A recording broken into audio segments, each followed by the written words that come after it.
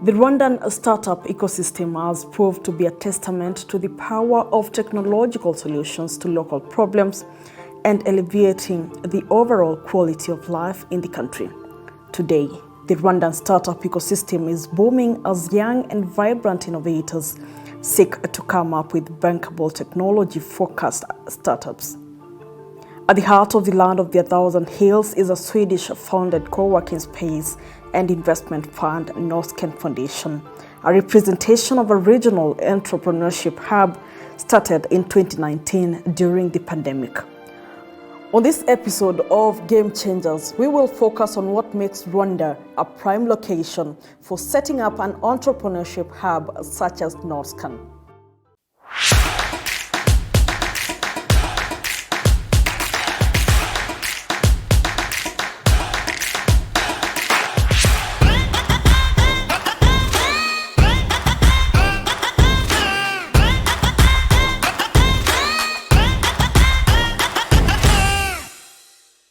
This state-of-the-art hub in Kigali, with an initial intake of 250 entrepreneurs, is now home to more than 1,100 members, representing more than 200 companies of impact-led innovators.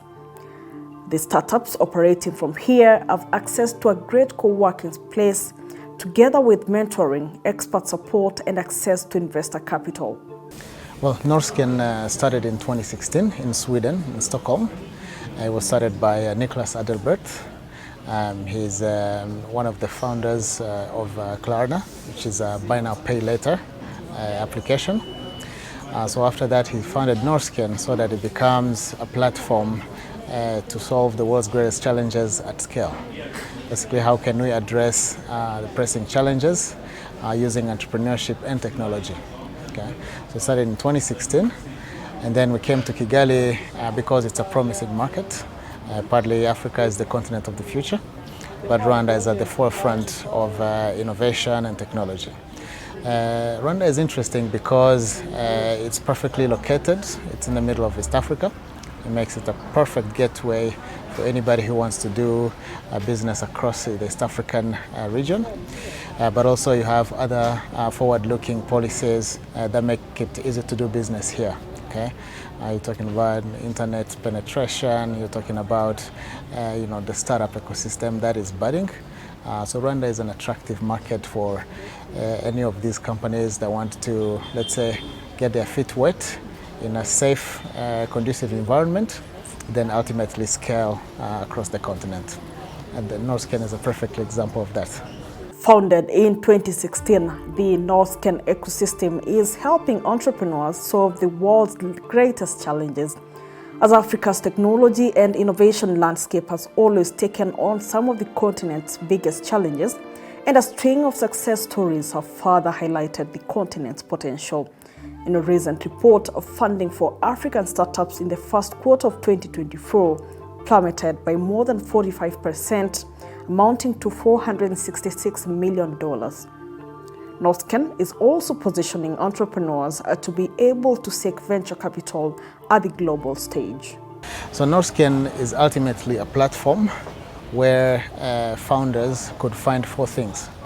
One is capital, as you said, funding. Number two is knowledge that is needed. Number three is networks, because you need networks to really boost your idea or your startup. Number four is visibility. Okay. Each of those we believe contributes to the success of the entrepreneurs or the startups. Starting with the capital, we do have some investment vehicles, Norrsken ones, that are operating globally. Two of them that are focused on the African continent. We have a seed fund that cuts checks of anywhere between $100,000 to $500,000. And then another fund called Norrsken 22 that focuses on later stage startups, $5 to $10 million checks. But those are continent wide, and let's say they're limited in scope. But the good thing is, within the Norrsken house, there are some partners that offer funding. I could mention the likes of Catapult, the likes of Jasiri. I would basically find all these partners within the house that provide the funding. The knowledge that I mentioned, and the networking opportunities. So this then becomes a good platform where any entrepreneur of any size can thrive. Locally, we have a lot of programs that are aimed to promote more startups to grow. One of them is one popular event we started last 2 years called the Hunger Pitch. It's a framework whereby we allow the angel investors across different stages of startup to come in and find opportunities and find ways to support the investors, the startups. And since the last 2 years, we've had the people that have gone through the program have really benefited a lot. Most of them came with their ideas as just real ideas without a product. And up until now, they're very strong companies that have broken through and have actually scaled to the rest of the continent. And what we are looking at going forward, specifically to your question, is to really induce and catalyze more investments into the local startup ecosystem. And that's very key. So one thing we've done is a corporate digital circle that is part of Hunger Pitch. And the whole idea behind it is to say, okay, for the business communities that we have, how do we share people's mind and make them aware that actually investing in tech is something you can do. From fintech to edtech to health tech to agri-tech to logistics, all these are some of the booming startups within Norrsken. Most businesses here are now integrating basic technologies such as payments into their processes. This intensive use of tech has translated into increased competitiveness and efficiency, contributing to broader economic growth and job creation. We simply take the approach of engaging prevention and protection. And how do we do it? We use the technology in terms of improving the engagement between the various parties, starting with the members, with the member groups, by simply giving them a digitized experience through a smartphone. So all our customers will be given a smartphone app that will help them manage the insurance and manage the prevention. We believe that by offering engagement and by offering prevention initiatives and by protecting, it gives a full view of holistic that can actually improve the health being or the wellness of our members. So we go to the extent that if before it was taking 2 weeks to activate you as our member, for us, as long as we have your basic details, phone number and email, we can actually be able to subscribe you. We can be able to offer you already our experience by using our app. We download and you start using the app, and then from the app you can know which services we have, where to find hospitals, where to find pharmacies, what is your medical plan, your benefits, how you get support, what are some of the exclusions. Then you can also get access on the well-being in terms of knowing some of the prevention activities you can do to take care of your good health. And we use all this by using the technology or simply digitizing the full ecosystem, and also with the use of AI to help us streamline the processes and make it a lot more efficient. So our mission is to make education fun, engaging, and practical for kids. So the problem that we're trying to solve is we're trying to revolutionize education in that the current traditional education system forces children to cram, and it is to cram to pass exams. So we don't believe in that. We're trying to put these activities that kids read in books and putting them into their hands. So we do that through play, and we provide physical toolkits that mimic the curriculum, and there's also a digital platform which complements the physical toolkits that we give to kids. So the short-term goal is to foster a love for learning in children, so that as they play, they pass the exams, and they don't see learning as a chore, right? And the long-term goal is to create a generation of job creators, not job seekers, innovators in whatever space they're in, and basically the next generation of movers and shakers. That is our long-term goal. We've dealt with over 150 children, including a school for a whole term, and we were able to directly see the impact that play has in kids understanding whatever they read in the curriculum. So especially in the school, we could report a 40% increase in focus in terms of classwork, right? Most of the homework was done because guess what? We didn't make, you see how homework, you carry home a book and you have to copy and write everything? We made it playful. We provided toolkits to complement homework, so there was a higher completion rate of homework.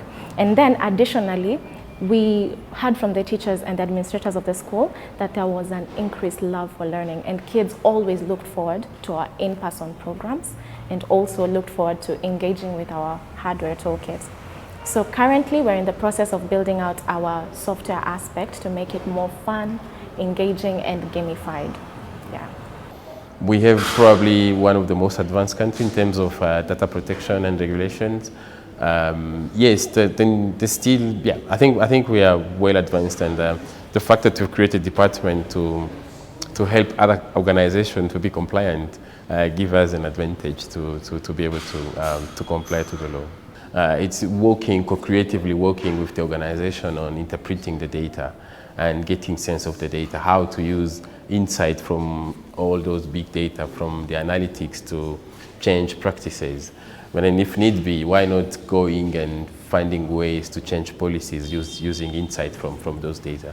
So we're not just a team of data nerds, we have also a team of data communicators that are really just focusing on making sure that the insights are reaching the right audience, right? So how would you make sure that the Minister of ICT knows that this is the finding from the research?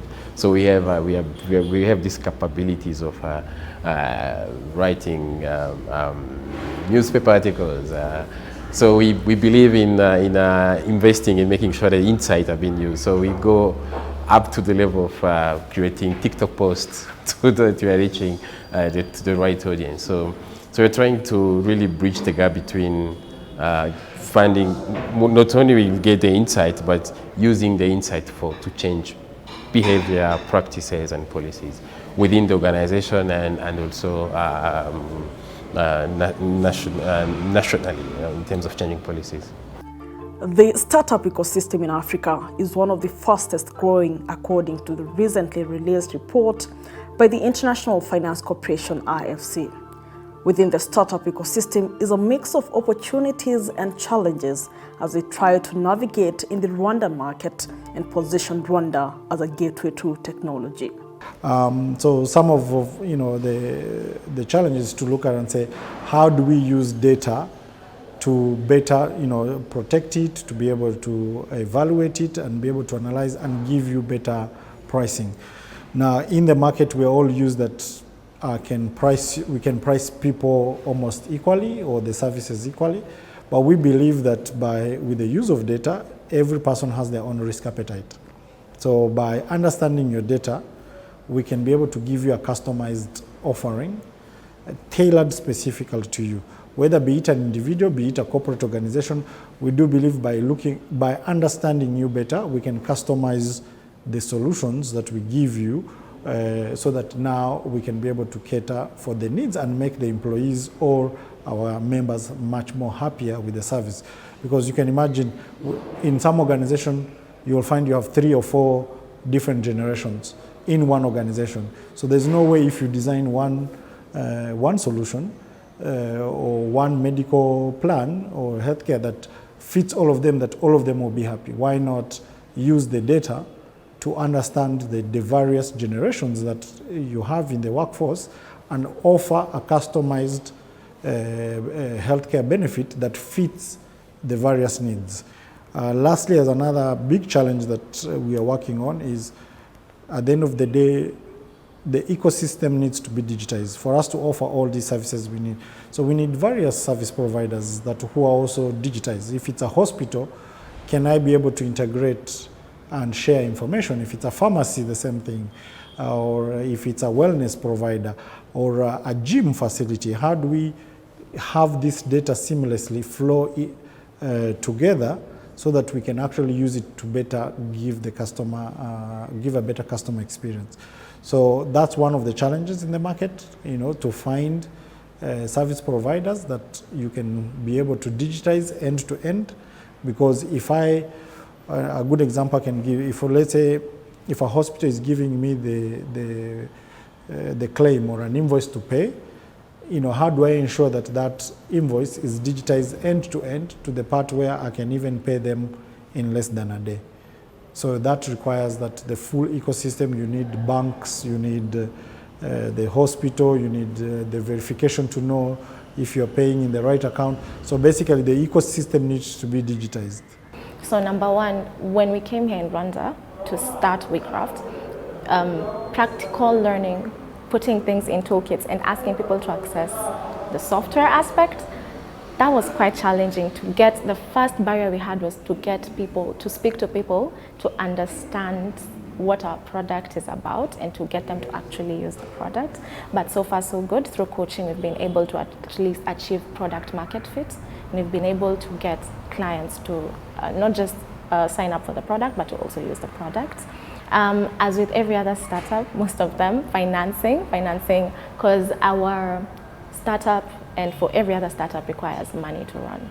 So financing also has been an issue, but again, as we said, as a business, we have been trying to also run with or without investor funding.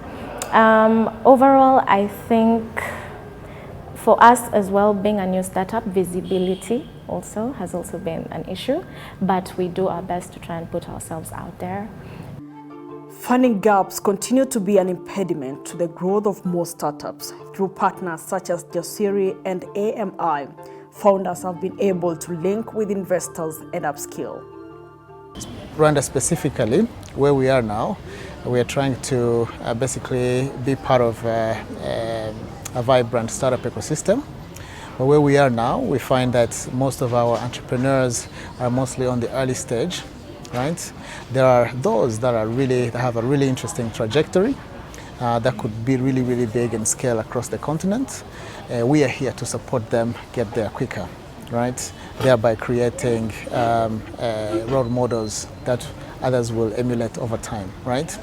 On challenges, you know, we are now in an interesting market, right? Like I said, we are a landlocked country. Therefore, we need to really think beyond our borders and engage the region, as that's the opportunity there, right? And the government is very supportive in that sense, because most of this really can only be driven with a multi-approach sort of philosophy.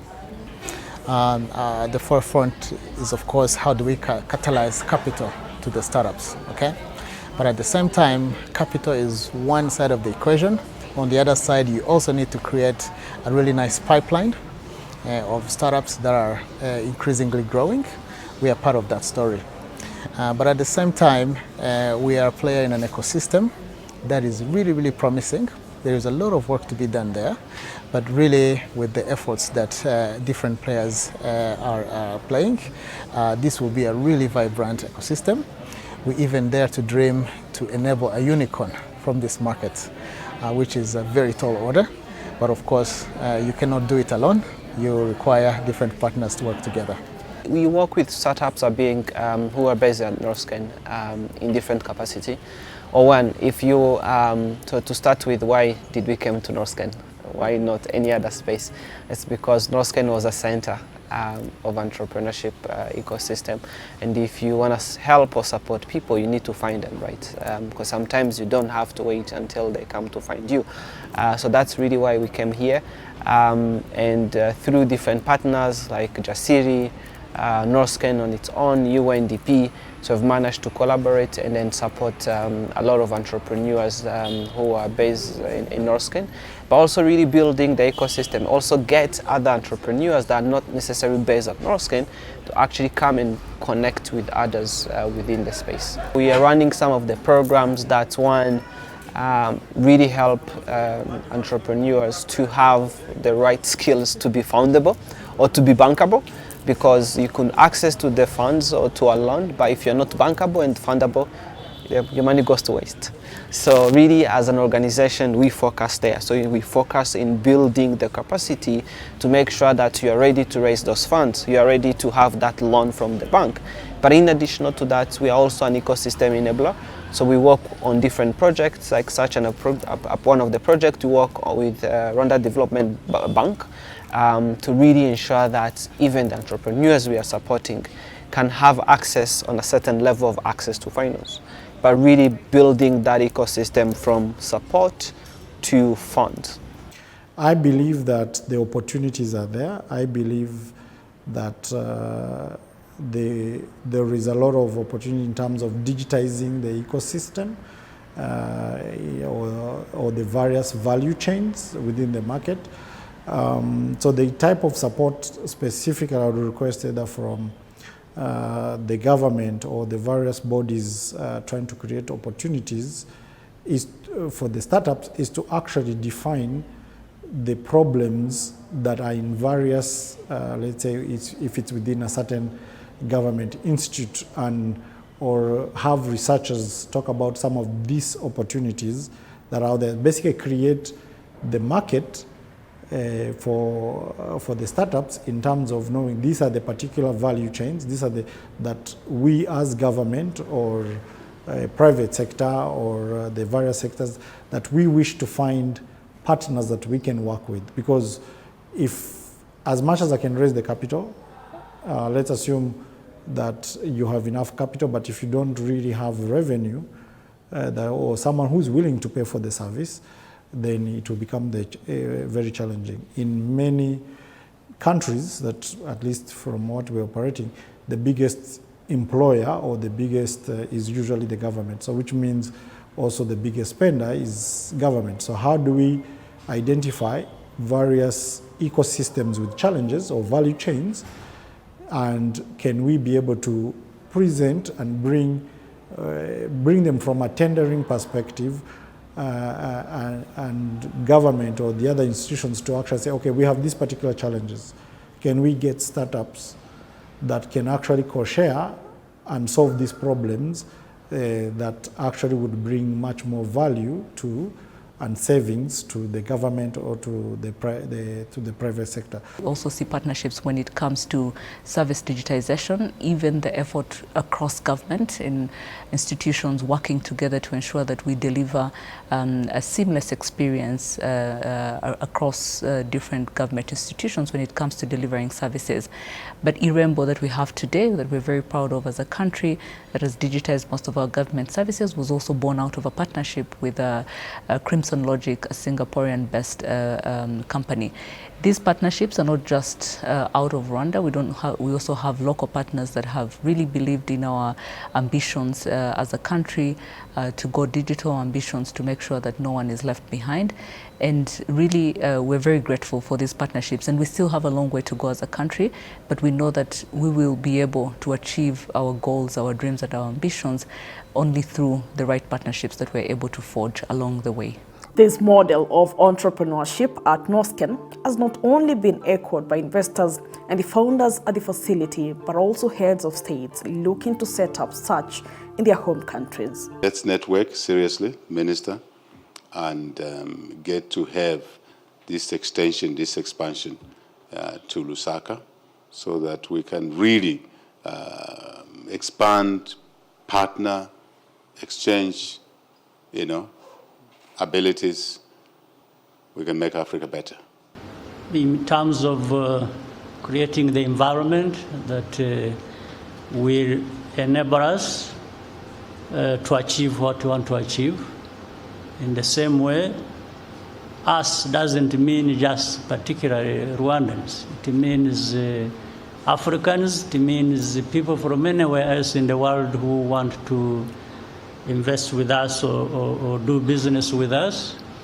And that thinking, therefore, provides for an environment that lowers the risk anybody would face when they have taken a chance with us and believed in us that we can do things like that and do as expected in terms of holding each other's hand and moving forward. If Rwanda can make it, we believe other countries will also follow suit, which is why at Norrsken we really believe in the power of role models. Right? If we could create an economy that is vibrant, a startup ecosystem from our region, from our country, other countries will follow suit as well. From innovative tech hubs to groundbreaking entrepreneurs, the land of 1,000 hills is proving to be a fertile ground for visionary ideas and transformative businesses. Keep it CNBC Africa as we continue to explore the stories shaping the future of Africa's Silicon Savannah.